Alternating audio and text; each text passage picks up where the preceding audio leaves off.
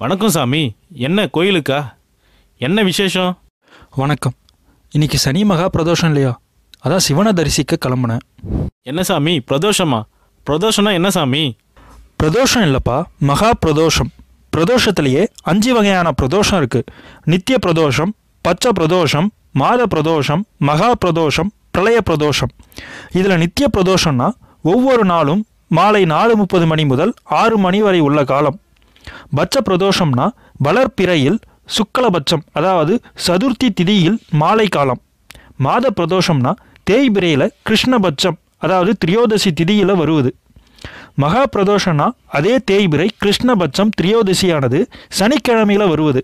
பிரளய பிரதோஷம்னா பிரளய காலத்தில் எல்லா உயிரினங்களும் சிவனோடு அடக்கமாகும்.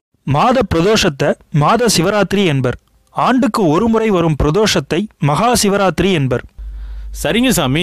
சதுர்த்தி திரியோதசின்னு 2-3 திதியை சொன்னீங்களே சாமி, மொத்தம் எத்தனை திதி இருக்கு? முக்கியமாக பிரதோஷம் எந்த திதியில் வருது? கொஞ்சம் விளக்கமாக சொல்லுங்கள் சாமி.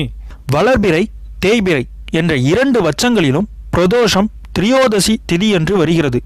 திதிகள் மொத்தம் 15.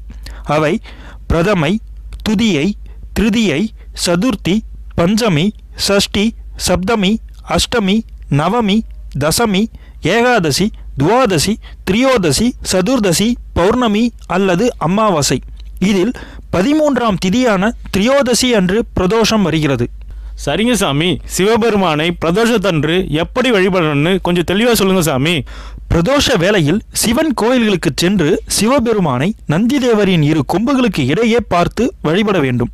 இப்படி வழிபடுவதால் எல்லா பாவங்களும் நீங்கும்.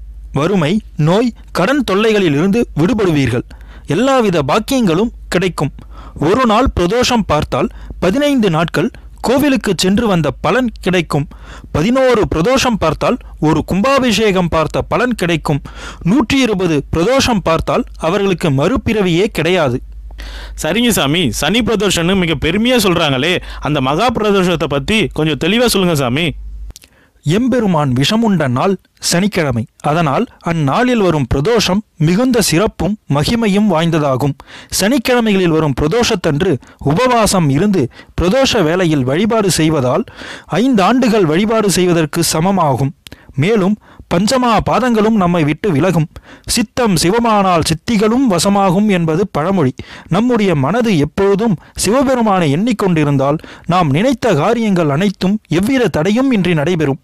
இப்படி சிவனை வழிபட சிவாய நம என்ற திருவைந்தெழுத்தை மனதிற்குள் நேரம் கிடைத்த பொழுதெல்லாம் உச்சரித்து வருவது நல்லது. இந்த மந்திரமே பஞ்சாட்சரம், பஞ்சாக்கரம், சிவமந்திரம், திருவைந்தெழுத்து என்று பல பெயர்களில் கூறப்படுகிறது. இந்த மந்திரத்தை தினசரி தியானிப்பவர்களுக்கு துன்பங்கள் தொடராது. உலக ஆசைகளில் இருந்து மனிதனை விடுவிக்கிறது. சரிங்க சாமி. நீங்கள் சொன்னதுக்கு அப்புறம் தான் சனி மகா பிரதோஷத்தோட அருமையே எனக்கு புரிஞ்சுது.